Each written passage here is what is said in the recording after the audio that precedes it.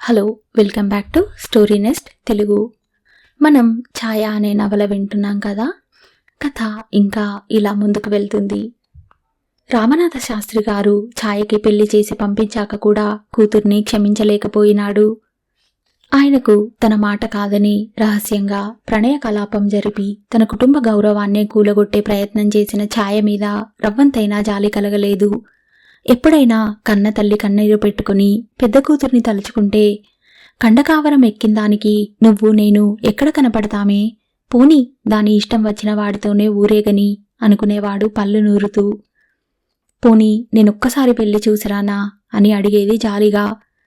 అక్కడికి వెళ్లిన వాళ్ళెవరూ ఇక్కడికి రానక్కర్లేదు, ఈ విషయంలో ఎవరినీ క్షమించేది లేదు అని కర్కశంగా శాసించాడు. తాను అంత కాఠిన్యం వహించడానికి గల కారణం భార్యకి ఒంటరిగా వివరించాడు. నువ్వు నేను కూతురు అల్లుడు అనుకుంటున్నాం కానీ లోకం వాళ్ళని అలా చూడటం లేదు. మన బంధువులంతా ఏమనుకుంటున్నారో నీ చెవికి రాలేదు కాబోలు. అది ఎవడితోనూ లేచిపోతే మనం దాన్ని తీసుకొచ్చి అప్పటికప్పుడు తాళి కట్టించామనే చెప్పుకుంటున్నారు. దాన్ని మన వాళ్ళెవ్వరూ రానివ్వరు. మనం దానితో రాకపోకలు పెట్టుకుంటే వాళ్ళెవరూ మన ఇంటికి రారు. నీ మిగిలిన కూతుళ్ళకి పెళ్ళిళ్ళు కావు. దూరం ఆలోచించి చెబుతున్నాను. ఇంకా దానితో సంబంధం తెంచుకోవటమే మంచిదని భార్యకి నచ్చచెప్పాడు. 1-2 సార్లు పిల్లలకి ఛాయ కనబడ్డా ఆమె ఎవరో వాళ్ళకి తెలియనట్లు మొహం తిప్పేసుకోవటంతో వాళ్ళ హృదయాల్లో తనకి ఉన్న స్థానం ఎంతో కూడా ఆమెకి తెలిసి వచ్చింది. కన్న తల్లి కూడా ఇంతవరకు తన వంక తిరిగి చూడలేదు కనుక తాను బ్రతికి ఉన్నట్లుగా వాళ్ళు గుర్తుంచుకోలేదన్నమాట అని తలపోసి ఖేదపడింది. ఆ విధంగా పుట్టింటి వారి నుంచి బంధువర్గం నుంచి తాను పూర్తిగా దూరం అయిపోయిందని స్పష్టంగా తెలుసుకుంది. రామారావు తనను ఛాయను అనుమానిస్తున్నాడని గ్రహించి బయటకు వచ్చాక ప్రసాద్ ఆఫీస్లో కూడా ఆమెతో మాట్లాడటం పూర్తిగా తగ్గించేశాడు. ఇది ఆమెకి బాధ కలిగిస్తుందని తెలిసినా అది తన కర్తవ్యంగా తలపోశాడతను. అయితే రామారావుకి మాత్రం ఇంకా మనసులో అనుమానం పీకుతూనే ఉంది. తను ఉండగానే తన కళ్ళు కప్పాలని ప్రయత్నించిన వీళ్ళు బయట బుద్ధిగా ఉంటారనే నమ్మకమేమిటి అని పదే పదే మదనపడుతున్నాడు.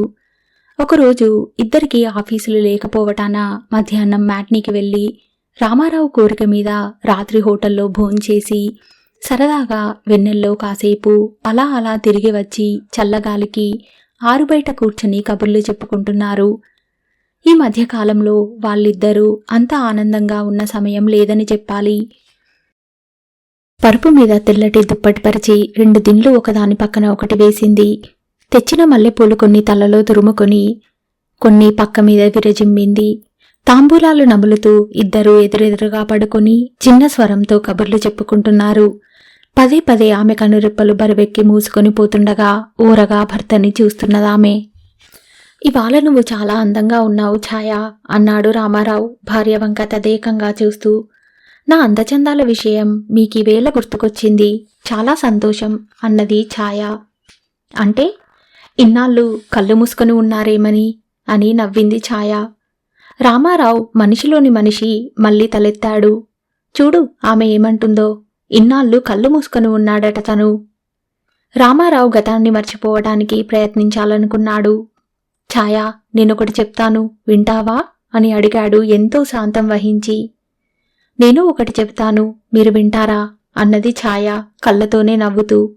చెప్పు. ముందు మీరు చెప్పండి. నువ్వేదో చెప్పాలనుకున్నావుగా, చెప్పు, లేడీస్ ఫస్ట్. ఛాయ అతన్ని వెక్కిరిస్తూ వెటకారంగా అంది. లేడీస్ పోస్ట్, మీరు చెప్పండి ఏమిటో. లేదులే, నువ్వు చెప్పేదే ముందు వినాలి, చెప్పు అన్నాడు రామారావు ఆమె చేతిని తన 2 చేతుల్లోకి తీసుకుని మృదువుగా నిమురుతూ. ఇద్దరం చెప్పదలుచుకున్నది ఒకటే అన్నది వెన్నెల కన్నా తెల్లగా చల్లగా నవ్వుతూ. చెప్పు మరి. మీరే చెప్పండి. నువ్వు ఉద్యోగం మానేయరాదా ఛాయ అని అడిగాడు రామారావు ఛాయ మొహంలోకి చూస్తూ. ఛాయ విస్తుపోయింది. దేనికి? నువ్వు ఇంటా బయట కష్టపడటం నేను చూడలేకుండా ఉన్నాను అన్నాడు రామారావు. కాని ఆ సమాధానం అతనికే తృప్తిగా లేదు. నన్ను మీరు నొప్పించకుండా ఉంటే చాలు, ఇంటా బయట అలవాటైన పనులు చేసుకుపోవటం నాకు కష్టం కాదు. నీలాంటి సుకుమారమైన భార్యని గారాబంగా చూసుకోవాలనే నాకు ఉంటుంది ఛాయ. కానీ ఈ మధ్య మనసేం బాగుండటం లేదు. ఎందుకని? ఏం లేదులే, ఊరికనే అన్నాను అన్నాడు మళ్ళీ ఏదో ఆలోచించుకుని. నా దగ్గర కూడా దాపరికమేనా? నాకేం దాపరికాలు, ఇంకా నీకుంటాయి దాపరికాలు. ఛాయ ఆ మాటలకి గాయపడిన లేడిలా దీనంగా చూసింది. కొద్దిసేపు మౌనంగా ఊరుకుంది అలక వహించి. మళ్ళీ రామారావే అడిగాడు, ఏమంటావ్? ఏమిటి? ఉద్యోగం మానేయరాదు? మానేస్తే ఎలా జరుగుతుంది? పైగా మనకి బాధ్యతలు పెరగబోతున్నాయి, ఖర్చు కూడా పెరుగుతుంది అన్నదామె తలదించుకుని. అంటే అని అడిగాడు రామారావు ఆశ్చర్యంగా. అందరికి మళ్ళేనే, మనకీను. పెళ్లి చేసుకున్నాక తప్పేదేముంది? ఇంట్లోకి కావలసినవి ఎన్నో కొనుక్కోవాలి. మనకి వెనక ముందు ఎవరూ లేరు. నాకు లేక ఒకటే, నీకు ఉండి ఒకటే. ఇన్ని లక్షల మందిలో నేనెవరో వాళ్ళెవరో, నేను పుట్టనే లేదని అనుకుంటున్నానని అన్నాడు మా నాన్న మనం వచ్చేసే ముందు. పుట్టినా అప్పుడే చచ్చిపోయిందని అనుకుంటాడట. మరి చచ్చిపోయిన మనిషి ఇప్పుడు మళ్ళీ బ్రతికి వచ్చిందంటే దయ్యం అంటారేమో నన్ను చూసి. అంచేత మీకు నేను, నాకు మీరు మిగిలాం. ఓపిక ఉన్నప్పుడు ఇప్పుడే కదా కాస్త ఆదా చేసుకోవాలి, అన్నీ సమకూర్చుకోవాలి. నిజమేననుకో ఛాయా, అయినా కొన్నాళ్ళు మానేయ్, నా జీతంతోనే ఎలాగో సర్దుకుందాం అన్నాడు రామారావు సౌమ్యంగానే. ఎలా సర్దుకుంటాం? ఏది, ఈ నెల జీతం తీసి విడిగా పెట్టేస్తాను, మీ ఒక్క జీతం మీద సర్దండి చూద్దాం. కొన్ని ఖర్చులు తగ్గించుకుందాం. ఏం ఖర్చులు తగ్గిస్తారు? కాదంటే ఇంక నేను తిండి మానేసి మిగిల్చాలి. పోనీ నేను ఒక పూట మానుకుందామనుకున్నా త్వరలోనే మీ చేత అంతకి 10 రెట్లు ఖర్చు పెట్టించేవాడొకడు రానున్నాడు.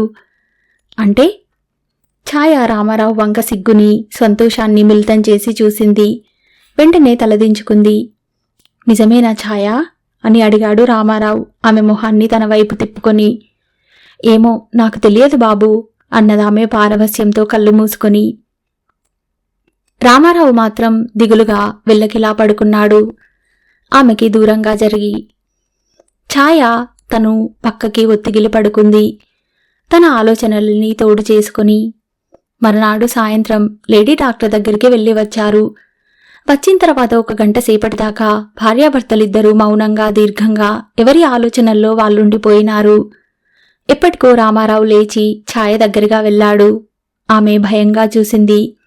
నా మాట వినవా అని అడిగాడతను. మీరేమంటున్నారో నాకు అర్థం కావటం లేదు అన్నదామె బెదిరిపోతూ. ఇప్పటినుంచే మనకి పిల్లలు వద్దు ఛాయ. ఆమె మాట్లాడలేదు. కాని ఆమె మొహం కళావిహీనమైపోయింది. విచారపు మబ్బులు దట్టంగా కమ్ముకుంటున్నాయి. రేపు నేను ఒక డాక్టర్తో మాట్లాడి వస్తాను, తర్వాత నువ్వొద్దు గాని. నేను రాను అన్నదామె దృఢంగా. ఏం అని అడిగాడు రామారావు కొంచెం కఠినంగానే. ఎందుకు మీరిలా నన్ను ఏడిపిస్తున్నారు అన్నది మంచి ముత్యాల్లాంటి కన్నీటి బిందువుల్ని వర్షింపజేస్తూ. ఇంకోసారి చూద్దాం. ఇప్పుడు మనమేం ముసలివాళ్ళం అయిపోయామా? ముసలివాళ్ళమయ్యాక పిల్లలు కలిగితే వాళ్ళని పెంచి పెద్ద చేయటం ఎంత కష్టం. అందుకనే తొందరగా పిల్లలెక్కొచ్చి మనల్ని ఆదుకుంటే మనకది సుఖం కాదా? నువ్వు నాతో వాదించవద్దు. ఈ ఒక్కసారికి నా మాట విను. వినను అన్నది ఖచ్చితంగా. ఆమెకు కోపం వచ్చింది, దుఃఖం పోయి. ఈ విషయంలో నేను రాజీపడను అన్నాడు రామారావు చాలా పౌరుషంగా. నేను అంతే అన్నది ఛాయ కూడా రెచ్చిపోయి. నువ్వింత పట్టుదల ఎందుకు పడుతున్నావో నాకు తెలుసు అన్నాడు రామారావు చివరికి. ఏమిటండి మీకు తెలిసింది? ఇందులో చిదంబర రహస్యం మాత్రమేముంది? పెళ్లి చేసుకుని పిల్లల్ని కనటం అనేది లోకాతీతమైన విషయమేం కాదు కదా. అంత సాధారణమైన విషయాన్ని నువ్వింత పట్టుదల పట్టటం ఎందుకు అని అడిగాడు మళ్ళీ. ఏ విధంగా చూసినా మీరు అడిగేదానికి ఒప్పుకోవలసిన అగత్యం నాకేం కనపడటం లేదు. ఇంక మీరు ఆ విషయం గూర్చి ఆలోచించటం మానేయండి. నేను చివరిసారిగా అడుగుతున్నాను. మీరు 1000 సార్లు అడిగినా నా సమాధానం అదే. ఇది స్త్రీకి భగవంతుడిచ్చిన వరం. నేను చాలా పోగొట్టుకున్నానని దుఃఖపడుతుండగా ఈ కొద్దిపాటి అదృష్టం నాకు లభించింది. దీన్ని కూడా నేను దూరం చేసుకోలేను. ఇది చాలా దూరం పోతుంది ఛాయా అన్నాడు బెదిరిస్తూ. మీ ఇష్టం, ఎంత దూరమైనా పోనివ్వండి. కానీ నాకో చిన్న బాబు కావాలి. ఆమె ఆ మాటలు అంటుండగా రామారావు వినలేనట్టు అక్కడి నుండి లేచి దూరంగా వెళ్ళిపోయాడు. అటు తర్వాత కూడా చాలాసార్లు భార్యాభర్తలిద్దరూ ఈ విషయంలో ఘర్షణ పడ్డారు.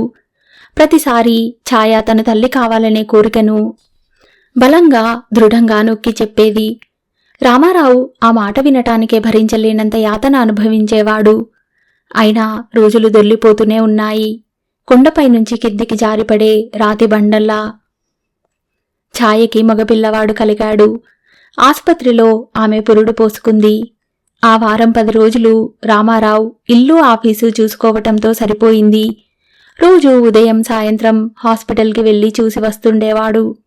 ఒకరోజు సాయంత్రం అతను హాస్పిటల్కి వెళ్లే సమయానికి ఒక పడుచుపిల్ల మరో కుర్రాడు ఛాయ పక్కన నిలబడి ఉన్నారు. రామారావుకి వాళ్ళని తన చెల్లెలు తమ్ముడు అని పరిచయం చేసింది. పెళ్లి రోజున ఎవరెవరో సరిగ్గా చూడలేదతను. ఆ తర్వాత మళ్లీ వెళ్ళనే లేదు. రామారావు ముభావంగా ఊరుకున్నాడు. ఆ అమ్మాయి కాసేపు పసివాణ్ణి చూసి ముద్దాడింది. అక్కా, బాబు ఎవరి పోలికే అని అడిగిందా అమ్మాయి. ఏమో, నువ్వే చెప్పు అన్నది ఛాయ. ముక్కేమో నీది, కళ్ళు కూడా నీవే, మూతి కూడా అన్నీ నావేలే అని నవ్వింది ఛాయ. బావగారి పోలికలు రానేలేదు అన్నదా పిల్ల. అది విని రామారావు కొత్తగా ఏదో వింత విషయాన్ని విన్నట్లు ఆశ్చర్యంగా చూశాడు. అతనంత విస్తుపోయి చూడటం చూసి ఛాయ మొహం మాడ్చుకుంది. ఛాయకి మగపిల్లవాడు కలిగాడని తెలిసాక ప్రసాద్ కూడా చూడటానికి వచ్చాడు. ఓ 1 డజను బుష్ షర్ట్స్ పిల్లవాడికి తీసుకొచ్చి ఇచ్చాడు. అతను వచ్చినప్పుడు రామారావు అక్కడ లేకపోవటం ఎంతో మేలైంది. ప్రసాద్ కాసేపు దగ్గర కూర్చొని ఆమె యోగక్షేమాలు కనుక్కున్నాడు. ఛాయ కన్నీరు పెట్టుకుంది. ఇంకా నువ్వలా దిగులు పెట్టుకోకు ఛాయ, బాబు చిరునవ్వులు చూస్తూ కష్టాలన్నీ మరిచిపోవాలి. అయినా నీకేం కష్టాలున్నాయిలే, కోరి తెచ్చుకున్నవి తప్పితే అన్నాడు ప్రసాద్ నవ్వుతూ. మీరు అలాగే అంటున్నారా? నేనేం కోరి తెచ్చుకున్నాను చెప్పండి. ఏం లేదులే, ఊరికే అన్నాను అని సర్ది చెప్పాడు. అన్నట్లు నీకు డబ్బు ఇబ్బంది ఏమీ లేదు కదా, ఏమన్నా కావాలంటే అడుగు, నా దగ్గర మొహమాటం ఎందుకు అని అడిగాడు. నిజానికి ఆ విషయం ఆమె కదుపుదామని అనుకుంది. మొదటి నుంచి రామారావు విముఖత చూపుతూనే వచ్చాడు. పురిటికి కావలసిన ఖర్చు సంగతి కూడా ముందుగానే భర్తతో కదిపినప్పుడు అతను విసురుగా సమాధానం చెప్పాడు. అందుకే ఆముదానికి డబ్బులు లేనప్పుడు అడ్డాల్లోకి బిడ్డలెందుకని నేనన్నది. కావాలని తెచ్చుకున్నావుగా, నీ ఇష్టం, ఏమన్నా చేసుకో అని కటువుగా చురకత్తి కోతగా ఆమె హృదయాన్ని పదే పదే గాయపరుస్తూనే వచ్చాడు. అందుచేత ఈ హాస్పిటల్కి, దీని తర్వాత ఎదురయ్యే కొత్త ఖర్చులకి భర్త వద్ద నుంచి ఏమీ ఆశించలేదు ఆమె. ముందు నుంచే రాగల డబ్బు ఇబ్బందులు ఆమె ఊహించింది. అందువల్ల తగిన జాగ్రత్త పడింది కూడా. తను ఇన్నాళ్ళుగా కడుతున్న ప్రావిడెంట్ ఫండ్లోంచి 500 లోన్కి అప్లికేషన్ పెట్టుకుంది. ఆ డబ్బు చేతికి రాకముందే వచ్చి ఆసుపత్రిలో చేరాల్సి వచ్చింది. నెల జీతాల్లోనే ఎలాగో పొదుపు చేసి మిగిల్చిన ఒక 100 రూపాయలు ఉంటే అవి ఈ వారం రోజుల నుంచి వాడుతూ వచ్చింది. పొద్దున్న భర్తని అడిగింది, డబ్బు అయిపోయింది, ఎక్కడన్నా తీసుకురండి అని. రామారావు కోపంగా చూసి ఊరుకున్నాడు. అయినా ఛాయ ఊరుకోలేదీసారి. మీకు కూడా కొంత బాధ్యత ఉంది, తెలుసుకోండి. నేను తెలియజెప్పినప్పుడు నువ్వు తెలుసుకున్నావా అని అడిగాడు నుదురు చిట్లించుకొని. ఇంకా అలాంటి అప్రాచ్యపు మాటలు మాట్లాడకండి, వాడి మొహం చూసి అన్నీ మర్చిపోండి అన్నది. అంత పరవశించిపోవటానికి నా పోలికలేం లేవులే వాడికి అనేసి లేచిపోయినాడు.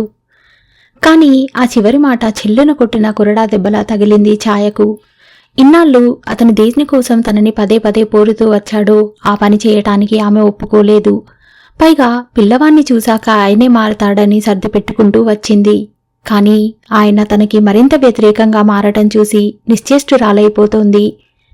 ఇప్పుడు ప్రసాద్ వచ్చి డబ్బు విషయం అడగగానే తనకు రావాల్సిన డబ్బు గురించి ఆమెకు గుర్తొచ్చింది. ఎలాగైనా ఆ డబ్బు త్వరలో తెచ్చిపెట్టమని ప్రసాద్ని కోరింది. అందుకు కావలసిన కాగితాలు అతనికి రాసి ఇచ్చింది. అతను మర్నాడు వస్తానని చెప్పి వెళ్ళిపోయినాడు. తర్వాత రామారావు వచ్చాడు ఆమెకి భోజనం తీసుకుని. ఛాయ భోంచేస్తూ ఉండగా ఆమె మంచం కింద ఉన్న ప్యాకెట్ తీసి చూశాడు. ఎక్కడివి అని అడిగాడు. ఛాయకి ఏం చెప్పాలో చప్పున తోచలేదు. మా చెల్లెలు వచ్చింది అన్నది వెంటనే.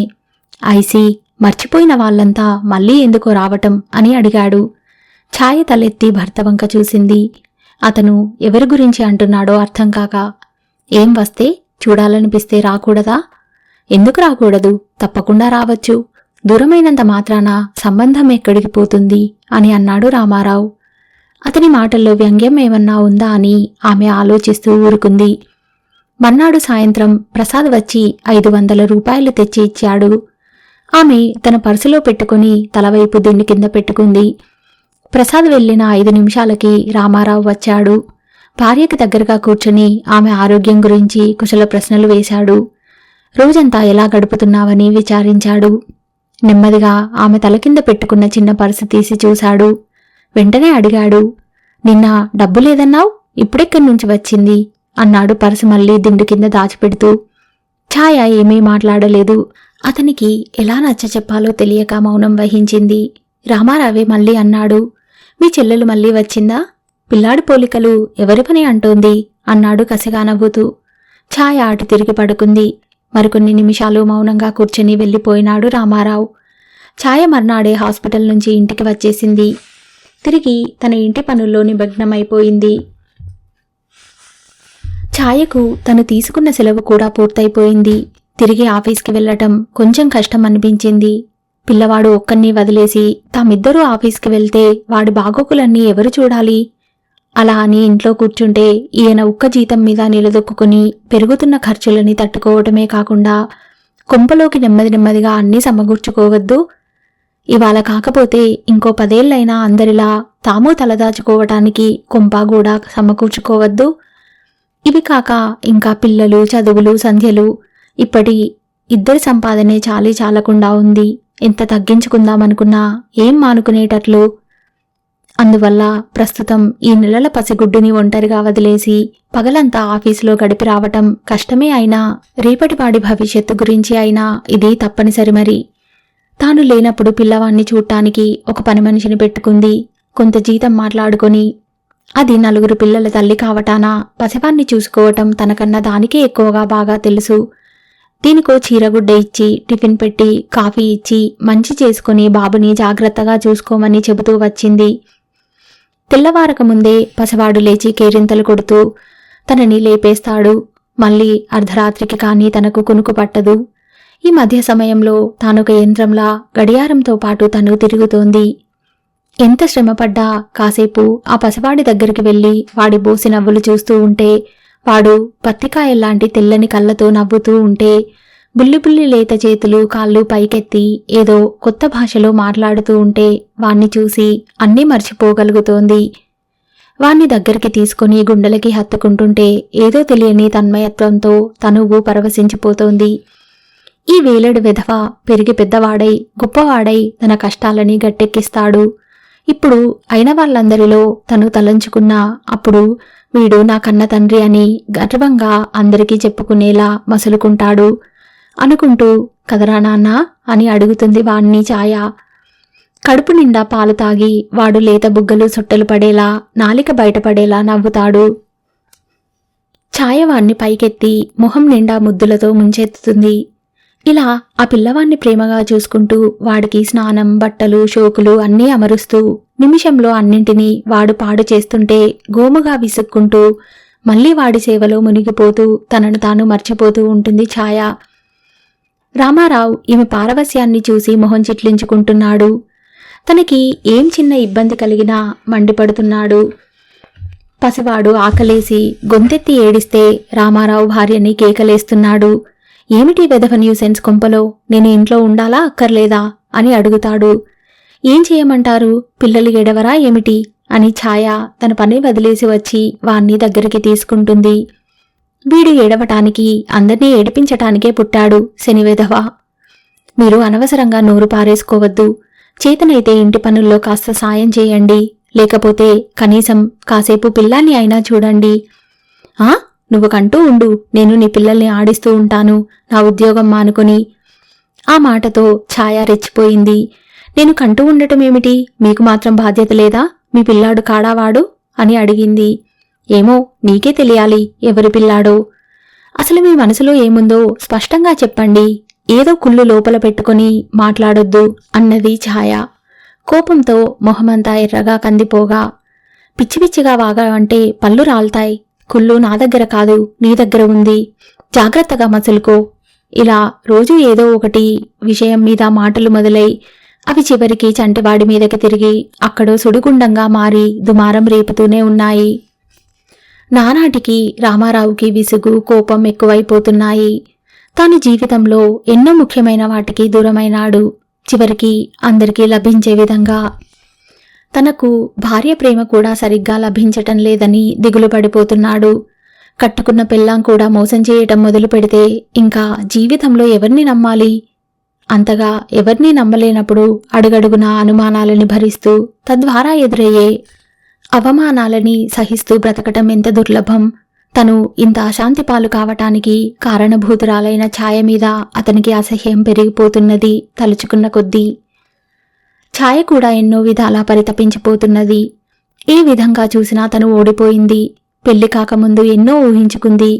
తనకి ఈడు జోడు అయినవాడు, తన స్థితికి సరితూగగలవాడు, తమకన్నా స్థితిమంతుడు, మీద మిక్కిలి గుణవంతుడు అయినవాడు తనని చేపట్టాలని కలలు కన్నది.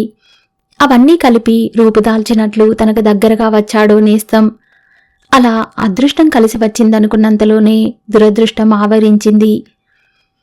అవకాశాలు కలిసి రానప్పుడు ఉన్నంతలోనే సరిపెట్టుకోవాలని మనసుని దిటవుపరుచుకుంది.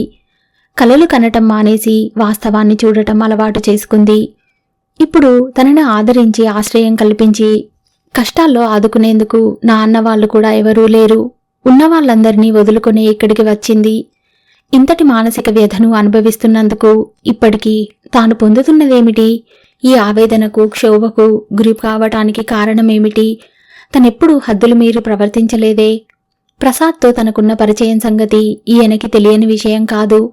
ఈయనతో తన జీవితం ముడిపడటానికి కారణం ఒక రకంగా ప్రసాదే. తెలిసి చేసుకుని కూడా ఇంకా సాధించటం దేనికో ఛాయకు తెలియకుండా ఉంది. ఏ కారణం చేతనైతేనేం భార్యాభర్తల మధ్య వాగ్వివాదాలు జరుగుతూనే ఉన్నాయి. ప్రతిసారి రామారావు ఛాయని ఏదో ఒకటి అనటం, ఆమె అతనికి ఎదురు తిరగటం రోజూ ఒక దినచర్య అయిపోయింది. ఏది ఏమైనా పసివాడి క్షేమం ఒక్కటే ఇప్పుడు ఆమె కోరుకుంటున్నది. వాడి పొడ కూడా గిట్టకుండా ఉంది రామారావుకి. అతను గంటల కొద్దీ ఒంటరిగా కూర్చొని ఏవేవో ఆలోచించుకుంటున్నాడు. అతని కళ్ళ ముందు పదే పదే గతం గిర్రున తిరుగుతూ ఉంది.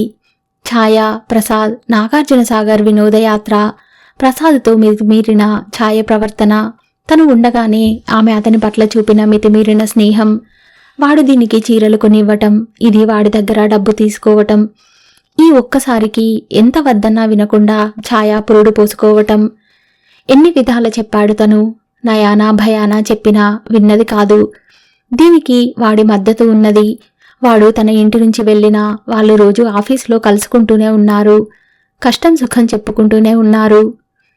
దగ, మోసం, తనని విధవని చేసి ఆడుతున్న నాటకం. వాడు తన పిల్లవాడు కాదు, అది తన భార్య కాదు. వాళ్ళ అవసరాలకి వీలుగా మసలుకుంటూ లోకానికి కనిపించకుండా ఉండేందుకు వేసుకున్న తెరతను. రామారావు పిడికిళ్ళు బిగుసుకుంటున్నాయి. కళ్ళల్లో నిప్పులు రాజుకుంటున్నాయి. దవడల మధ్య దంతాలు ఊరుసుకుంటున్నాయి. కసి, కోపం. దాని గొంతు పిసికి చంపేయాలి. ఆ నీతి నియమం లేని విధవని నరికేయాలి. ఈ పాపానికి ఫలితంగా పుట్టిన కెవ్వుమని గొంతు చించుకునే ఆ మాంసపు ముద్దని కుక్కలకి కాకులకి విసిరేయాలి. Rascals, scoundrels. ఎవరినీ నమ్మటానికి లేదు. తనకు ఎవరూ లేరు. తల్లి, తండ్రి, అక్క, చెల్లెళ్ళు, అన్నా, తమ్ముళ్ళు ఎవరూ లేరు. ఉన్న పెళ్ళాం, పిల్లాడు, స్నేహితుడు తనకి శత్రువులు. మంచి చెడు, మానం, మర్యాద ఏమీ లేవు. పశువుల్లా తినటం, పడిదొర్లటం, రోగ్స్. రామారావులోని మనిషి క్రూరంగా కత్తులు నూరటం మొదలుపెట్టాడు. పగ, కసి, ఆవేశంతో ఊగిపోతున్నాడు. వజ్రాన్ని వజ్రంతోనే కొయ్యాలి. మోసాన్ని మోసంతోనే జయించాలి. పాపాన్ని పాపంతోనే పరిహారం చేయాలి. అందుకు తగిన ప్రణాళిక కోసం అదే పనిగా ఆలోచించటం మొదలుపెట్టాడు. 1-2 ఊహలు అతనికి తోచాయి. వాటిని అమలుపరచాలనుకున్నాడు. భార్యాభర్తలిద్దరూ అప్పుడప్పుడు పోట్లాడుకోవడమే తప్ప మాట్లాడుకోవటం మానేశారు. అంచేత ఛాయ వేడివేడి కాఫీ తెచ్చి అతను ముందు పెట్టి వంటింట్లోకి వెళ్లి పని చేసుకుంటున్నది. బాబు కాళ్ళు చేతులు పైకెత్తటానికి ప్రయత్నం చేస్తూ ఓడిపోతూ అదో ఆటగా భావించి వాడిలో వాడే నవ్వుకుంటున్నాడు. రామారావు టేబుల్ మీద పాల సీసాలో ఆ వేడి కాఫీ పోసి పాలపీక తగిలించి పసివాడి నోటికి అందించాడు.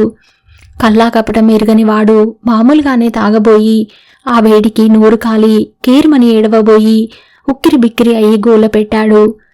పక్క గదిలో నుంచి పరిగెత్తుకుని వచ్చిన ఛాయకి ముందు వాడెందుకు ఏడుస్తున్నాడో అర్థం కాలేదు.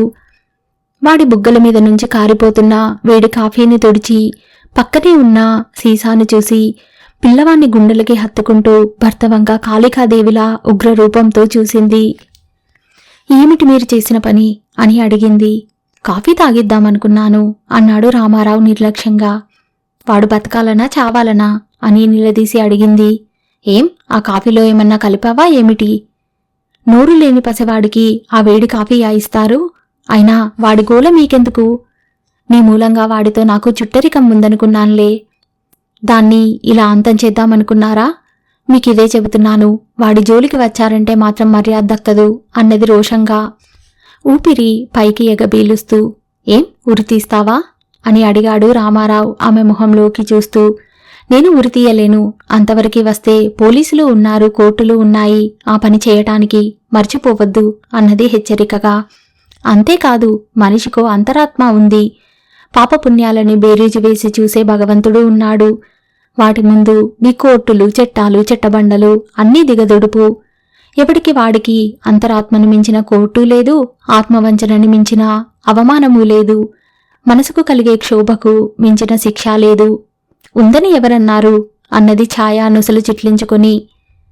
ఎవరూ అనరు, కాని ఉన్నాయని ఎంతమంది గుర్తుంచుకొని మెలకువగా మసులుకుంటున్నారు. ఇప్పుడు అన్నిటితో పాటు మనకి నీతి నిజాయితీలు కూడా కల్తీవే అయిపోయాయి అని గద్దించాడు రామారావు. ఛాయకు మళ్లీ చివరికి దుఃఖమే మిగిలింది. పసివాణ్ణి ఎత్తుకుని అతని ఎదుటి నుంచి లేచి వెళ్ళిపోయింది. పొద్దున్నే నిద్రలేచి బాత్రూంలోకి వెళ్లి మొహం కడుక్కొని వచ్చాడు రామారావు. మంచం మీద ఉన్న టర్కీ టవల్ చూసి మొహం తుడుచుకునేందుకు అని లాక్కున్నాడు. ఆ టవల్ మీద బాబుని పడుకోబెట్టి పైన ఇంకో టవల్ కప్పి వాడు నిద్రపోతున్నాడు కదా అని వంటింట్లోకి వెళ్ళింది ఛాయ. రామారావు వచ్చి ఆ టవల్ గట్టిగా లాగటంతో పసివాడు మంచం మీద నుంచి దొర్లి కింద పడ్డాడు. గట్టి దెబ్బ తగలటంతో దిమ్మ తిరిగిపోయింది వాడికి. ఏదో పడిన శబ్దం విని పరిగెత్తుకొచ్చిన ఛాయ పిల్లవాడు కింద పడి ఉండటం చూసి షాక్ తిన్నది. వాడు క్షణకాలం నోరు మెదపకపోవటంతో చెయ్యి దాటిపోయినాడనే అనుకుంది. ఎలాగో తట్టుకుని పోయిన ప్రాణాన్ని తిరిగి తెచ్చుకొని గొంతెత్తి ఏడ్చాడు. వాణ్ణి గుండెలకి అదుముకొని కన్నీరు కార్చింది. రామారావు తనకేమీ పట్టనట్లు పేపర్ చదువుకుంటూ కూర్చున్నాడు. పిల్లవాడు 2 నిమిషాలకు తేరుకొని ఏడుపు తగ్గిన తర్వాత ఛాయ విసురుగా వచ్చి భర్త చేతిలోని పేపర్ లాక్కుంది. అతను ఆమె చేతిలో నుంచి మళ్లీ లాక్కున్నాడు. మధ్యలో పేపర్ చించేశావు అన్నాడు విసుగ్గా కసురుకుంటూ. మీరు మధ్యలో వాణ్ణి చంపేసేటట్లున్నారు, చెప్పండి, నేను ఉండాలా వెళ్ళాలా అన్నది కన్నీళ్లతో.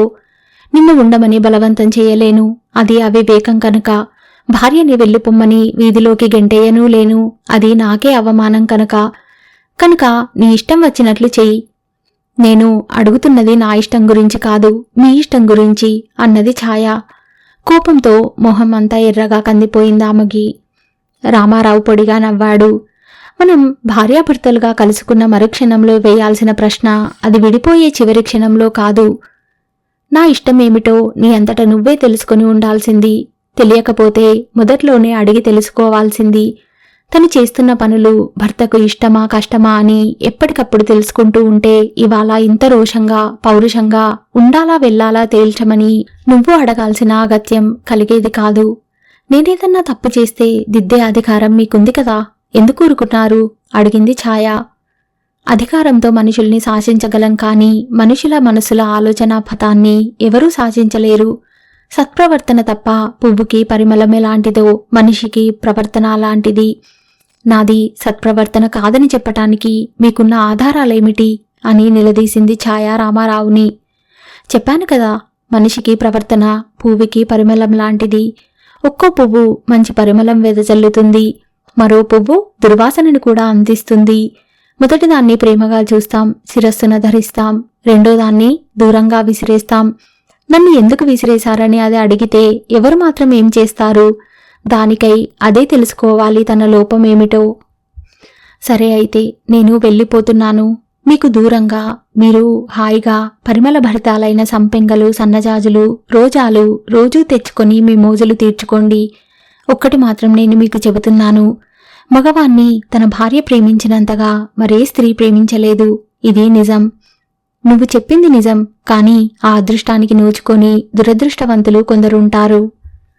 నేను వెళ్ళిపోయాక మీ అదృష్టం మారితే సంతోషించే వాళ్లలో నేను మొదటిదాన్ని.